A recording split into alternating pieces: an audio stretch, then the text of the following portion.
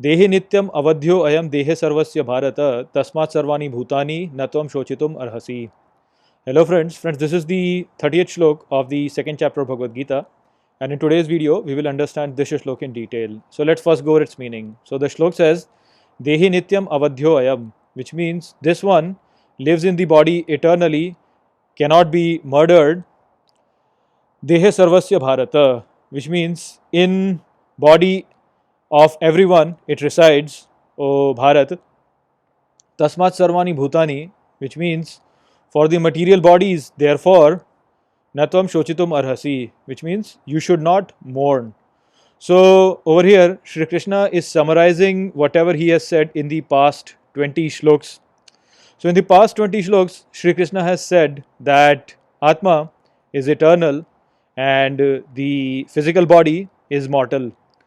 And when the physical body dies, the Atma does not die. Now, in those shloks, he has presented different point of views wherein he has provided the idea that Atma only is while Jivatma is not.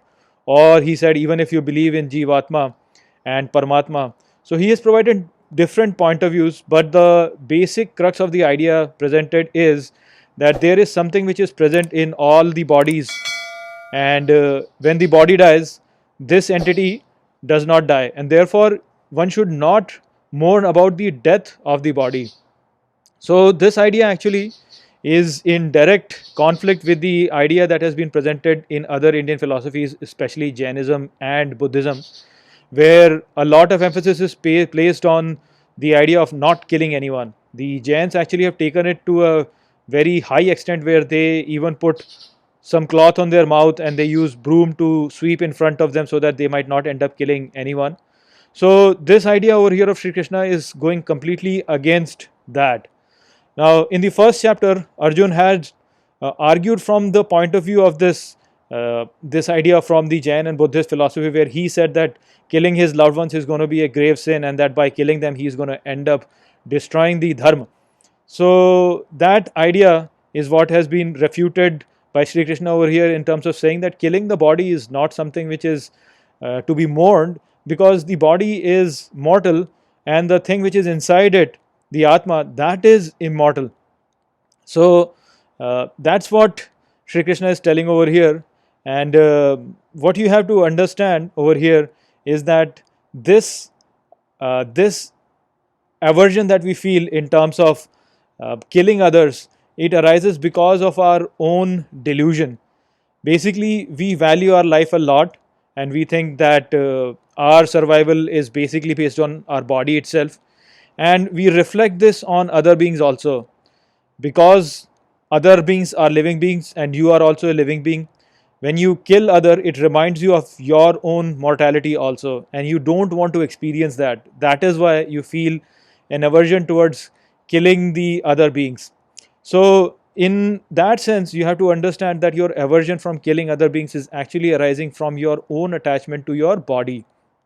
So anybody who has better understanding of this universe will not be attached to the body, because that person knows that the body is something which is mortal anyways. It is going to die, not today, then if not today, then maybe 10 years from now. If not in 10 years from now, then many more decades from now, but the body is going to die.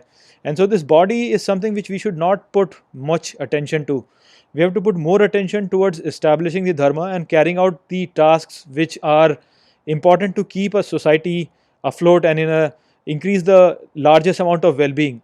Because if a society is formed where people are not ready to kill others, then in that society the antisocial elements will hijack it and they will start spreading adharma by killing, basically. So one has to realize that for any society to really survive, there is a fraction of the society needed which must be ready to kill others, and these were the ones who were kshatriyas. So kshatriyas should be the one who should be ready to kill others, of course not for their own personal gain, but for the purpose of establishing dharma. Now there have been there have been evidences where people have found that killing others does not come easy even for the soldiers. For example, Dave Grossman, who was a colonel in US Army, he carried out a study on US Army soldiers and found out that in Second World War, about 15 to 20% of the people were the only ones who were actually firing, and only 10 to 15% of the people were actually firing to kill others. So this clearly shows that there is a large amount of aversion we have in terms of killing others, and even soldiers find it very difficult to kill others. Now, if you want to really sustain a good army, if you want to protect yourselves, then you have to cultivate some people who will not hesitate in killing others for the right cause. And so it is very important for you to understand that the right perspective towards looking at this world is that this body is useless, this body is mortal, the immortal is always there, it is something which cannot be murdered.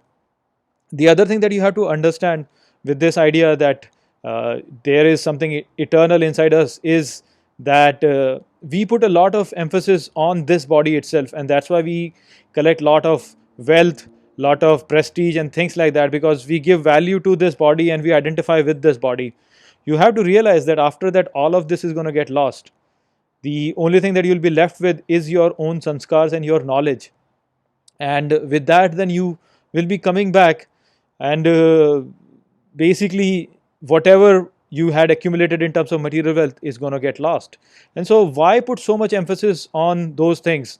Why do bad deeds to attain these material things when these material things will be lost, and what you will be left with will be only those bad deeds? So that is the other thing that you have to understand. So this is the summary of the previous 20 sloks or so. With this, after this, Shri Krishna is now going to discuss other subject.